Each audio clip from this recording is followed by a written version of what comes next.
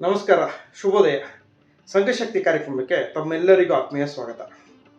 ನೋಡಿ, 1948 ಜೂನ್ 30ನೇ ತಾರೀಕು ಗಾಂಧೀಜಿಯವರ ಹತ್ಯೆ ಆಗುತ್ತೆ.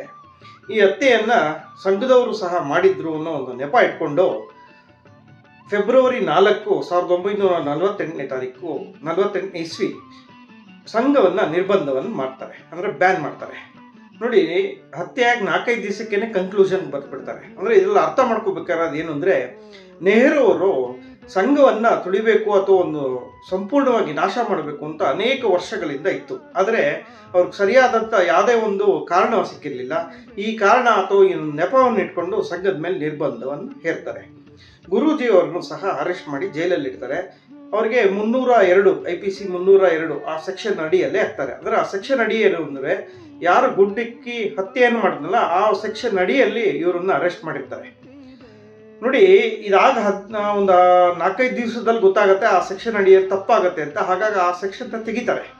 ಆದರೆ ವಿಪರ್ಯಾಸ ಏನಂದರೆ, ಈ ಯಾವ ಒಂದು ಹತ್ಯೆಯನ್ನು ಮಾಡಿದ್ಮೇಲೆ ಕಾಂಗ್ರೆಸ್ನ ಗೂಂಡಗಳು ಎಲ್ಲೆಲ್ಲಿ ಸಂಘದ ಕಾರ್ಯಕರ್ತರು ಅಥವಾ ಯಾವ ಒಂದು ಇದನ್ನು ಟಾರ್ಗೆಟ್ ಮಾಡಿ ತುಂಬ ಜೋರಾಗಿ ಅವರಿಗೆ ಬಲವಾದ ಪೆಟ್ಟುಗಳನ್ನು, ಅನೇಕ ಮಾರಣಾಂತಿಕ ಹಲ್ಲೆಗಳನ್ನು ಮಾಡ್ತಾರೆ. ಇನ್ಫ್ಯಾಕ್ಟ್ ನಾಥೂರಾಮ್ ಗೋಡ್ಸೆ ಯಾರು ಹತ್ಯೆ ಮಾಡಿದ ಗಾಂಧೀಜಿಯನ್ನ, ಅವನು ಚಿತ್ಪಾವನ ಬ್ರಾಹ್ಮಣ ಕಮ್ಯುನಿಟಿಗೆ ಸೇರಿದವನು ಅಂತ ಚಿತ್ಪಾವನ ಬ್ರಾಹ್ಮಣರ ಒಂದು ಮಾರಣ ಹೋಮವೇ ನಡೆದೋಗ್ಬಿಡುತ್ತೆ. ಅದೇ ರೀತಿಯಲ್ಲಿ ಅನೇಕ ಸಂಘದ ಕಾರ್ಯಕರ್ತರ ಮೇಲೂ ಮಾರಣಾಂತಿಕ ಹಲ್ಲೆ ಆಗುತ್ತೆ. ಈ ಸಮಯದಲ್ಲಿ ಗುರೂಜಿ ಅವರು ಒಂದು ಸ್ಟೇಟ್ಮೆಂಟ್ ಕೊಡ್ತಾರೆ, ಎಲ್ಲ ಸ್ವಯಂ ಸೇವಕ ಬಂಧುಗಳಿಗೆ ಬಿ ಕಾಮ್ ಅಟ್ ಆಲ್ ಕಾಸ್ ಅಂತ. ಅಂದರೆ ಯಾವುದೇ ಸಂದರ್ಭದಲ್ಲಿ ಬಂದರೂ ತಾಳ್ಮೆಯಿಂದ ವರ್ತಿಸಿ ಅಂತ. ಅದರಂತೆ ಸ್ವಯಂ ಸೇವಕರು ಕಾರ್ಯಕರ್ತರು ವರ್ತಿಸ್ತಾರೆ. ತದನಂತರ ಪ್ರಿಲಿಮಿನರಿ ಒಂದು ಇನ್ವೆಸ್ಟಿಗೇಷನ್ ರಿಪೋರ್ಟ್, CIDಯ ಪ್ರಿಲಿಮಿನರಿ ಇನ್ವೆಸ್ಟಿಗೇಷನ್ ರಿಪೋರ್ಟ್ ಸುಮಾರು ಒಂದು 15-20 ದಿವಸದಲ್ಲಿ ಬರುತ್ತೆ. ಅದರಲ್ಲಿ ಸಂಘದ ಯಾವುದೇ ಪಾತ್ರ ಇಲ್ಲ ಅನ್ನೋದು ಒಂದು ಪ್ರಿಲಿಮಿನರಿ ಒಂದು ರಿಪೋರ್ಟ್ ಬರುತ್ತೆ. ಆದರೆ ಇದನ್ನು ಮುಚ್ಚಿಟ್ಟು ನಿರ್ಬಂಧವನ್ನು ನೆಹರು ಸರ್ಕಾರ ಮುಂದುವರಿಸುತ್ತೆ. ಪ್ರಧಾನಮಂತ್ರಿಗಳಾದಂಥ ನೆಹರು ಅವರು ಇದನ್ನು ಮಾಡಿದ್ರು. ಕಾರಣ ಏನಂದರೆ, ಅವರಿಗೆ ರಾಜಕೀಯವಾಗಿ ಎಲ್ಲಿ ಸಂಘ ಬೆಳೆದು ಬಿಡುತ್ತೆ ಅನ್ನೋದು ಅವ್ರಿಗೆ ತುಂಬ ಉದ್ದೇಶದಲ್ಲಿತ್ತು. ಇನ್ಫ್ಯಾಕ್ಟ್ ಅವರು ಎಷ್ಟು ಇದೆ ಅಂದರೆ, ಅಮೃತ್ಸರದ ಒಂದು ವೇದಿಕೆಯಲ್ಲಿ ಒಂದು ಕಾರ್ಯಕ್ರಮದಲ್ಲಿ ಹೇಳ್ತಾರೆ, RSSನ ಸಂಪೂರ್ಣವಾಗಿ ನಾಶ ಮಾಡಿಬಿಡ್ಬೇಕು ಅಂತ.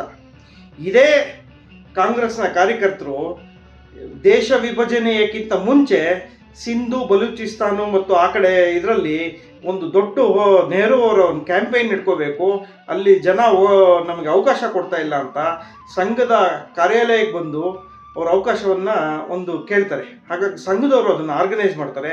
ಅಲ್ಲಿ ನೆಹರು ಹೋಗಿ ಭಾಷಣ ಮಾಡಿರ್ತಾರೆ. ಅಂದರೆ ಬೇಕಾದಾಗ ಮಾತ್ರ ಇರುತ್ತೆ. ಇದೇ ಒಂದು ಸಂದರ್ಭವನ್ನು ಇಟ್ಕೊಂಡು ನೆಹರು ಅವರು ಈ ಮಾತನ್ನು ಹೇಳ್ತಾರೆ. ಆದರೆ ಎಲ್ಲೂ ಸಹ ಅದಾಗಲ್ಲ. ತದನಂತರ ಸಂಘ ಸತ್ಯಾಗ್ರಹ ಮತ್ತು ಜೈಲು ಬರೋ ಕಾರ್ಯಕ್ರಮಗಳನ್ನು ಆಯೋಜನೆ ಮಾಡುತ್ತೆ. ಇದು ದೇಶವ್ಯಾಪಿ ಹರಡುತ್ತೆ. ಅನೇಕ ಜೈಲುಗಳಲ್ಲಿ ಸತ್ಯಾಗ್ರಹಗಳ ಕಾಲ ಹಲವಾರು ತಿಂಗಳುಗಳು ನಡೆಯುತ್ತೆ. ಜೈಲುಗಳು ಬರೋ ಕಾರ್ಯಕ್ರಮಗಳು ತುಂಬ ನಡೆಯುತ್ತೆ. ಎಷ್ಟರ ಮಟ್ಟಿಗೆ ಅಂದರೆ ಜೈಲಲ್ಲಿ ತುಂಬ ತುಳುಕೋ ಒಂದು ಲೆವೆಲ್ ಬಂದ್ಬಿಡುತ್ತೆ ಅನ್ನೋದಾಗುತ್ತೆ. ಇದು ಸರ್ಕಾರದ ಮೇಲೆ ಒತ್ತಡ ಬರ್ತಾ ಹೋಗುತ್ತೆ. ಕೊನೆಗೆ 1949 ಜುಲೈ 11ನೇ ತಾರೀಕು ಸಂಘದ ಮೇಲೆ ಬ್ಯಾನ್ ಲಿಫ್ಟ್ ಮಾಡ್ತಾರೆ. ನೋಡಿ, ಲಿಫ್ಟ್ ಮಾಡಿದ್ಮೇಲೆ ಸಂಘ ಹೊರಗಡೆ ಬರುತ್ತಲ್ಲ, ಹೊರಗಡೆ ಬಂದ ಮೇಲೆ ಅನೇಕ ಅಪಾರವಾದ ಒಂದು ವೆಲ್ಕಮ್ ಗುರೂಜಿ ಅವ್ರಿಗೆ ನಡೆಯುತ್ತೆ. ಆದರೂ ಈ ಮಾಡೋದಕ್ಕಿಂತ ಮುಂಚೆ ಏನೋ ಒಂದು ಕಿತಾಪತಿ ಮಾಡಲೇಬೇಕು ಅಂತ ನೆಹರು ಅವರು ನಿಶ್ಚಯ ಮಾಡಿರ್ಬೇಕಾದ್ರೆ, ಸಂಘದವರು ಯಾವುದೇ ಕಾನ್ಸ್ಟಿಟ್ಯೂಷನ್ ಇಟ್ಕೊಂಡಿಲ್ಲ ಅಥವಾ ಕಾನ್ಸ್ಟಿಟ್ಯೂಷನ್ ಅಮೆಂಡ್ಮೆಂಟ್ ಇಲ್ಲ ಒಂದು ಸಂಘ ಸಂಸ್ಥೆಗೆ ಅನ್ನೋದನ್ನು ಒಂದು ಖ್ಯಾತೆ ತೆಗೆದಿರ್ತಾರೆ. ಅವಾಗ ಗುರೂಜಿ ಅವರು ಪಾಯಿಂಟ್ ಔಟ್ ಮಾಡ್ತಾರೆ, ಸಂಘ ಈವನ್ ಕಾಂಗ್ರೆಸ್ ಸ್ಥಾಪನೆ ಆಗಿ 15 ವರ್ಷಗಳ ಕಾಲ ಅದಕ್ಕೆ ಯಾವುದಾದಂಥ ಬೈಲಾಗ್ಲಾಗಲಿ ಅಥವಾ ಕಾನ್ಸ್ಟಿಟ್ಯೂಷನ್ ಆಗಲಿ ಇರಲಿಲ್ಲ. ಇನ್ಫ್ಯಾಕ್ಟ್ 2-3 ಸಂಘ ಸಂಸ್ಥೆಗಳ ಹೆಸರು ಹೇಳಿ ಗುರೂಜಿಯವರು ಯಾವುದೂ ಇರಲಿಲ್ಲ. ಹಾಗಾಗಿ ಸಂಘನೂ ಸಹ ಅದನ್ನು ಅಳವಡಿಸ್ಕೊಂಡಿರಲಿಲ್ಲ. ಮತ್ತು ಸ್ವತಂತ್ರ ಬಂದಿದ್ದೇ ನಮಗಿನ್ನ 47 5-6 ತಿಂಗಳಲ್ಲಿ ಯಾವುದೇ ಕಾನ್ಸ್ಟಿಟ್ಯೂಷನ್ ಮಾಡ್ಕೋಬೇಕು ಅನ್ನೋ ಚರ್ಚೆಗಳಲ್ಲಿ ಇದ್ದಾಗ ನಡೆದೈತೆ. ಕೊನೆಗೆ ಸಂಘ ನಾವು ಕಾನ್ಸ್ಟಿಟ್ಯೂಷನ್ ಮಾಡ್ತೀವಿ ಅನ್ನೋ ಒಂದು ಇದನ್ನು ಕೊಟ್ಟು ಮತ್ತು ಯಾವುದೇ ರಾಜಕೀಯದಲ್ಲಿ ನಾವು ಭಾಗವಹಿಸುವುದಿಲ್ಲ ಅನ್ನೋ ಮುಚ್ಚಳಿಕೆಯನ್ನು ಬರ್ಕೊಟ್ಟ ಮೇಲೇ 1949ನೇ ಇಸ್ವಿಯಲ್ಲಿ ಸಂಘದ ಮೇಲೆ ಬ್ಯಾನ್ ಲಿಫ್ಟ್ ಆಯಿತು. ಅಂದರೆ ಏನಿಲ್ಲ ನಮಗೆ ಅಂತ ಹೇಳಿ ಗುರೂಜಿಯವರು ಹೋಗ್ತಾರೆ.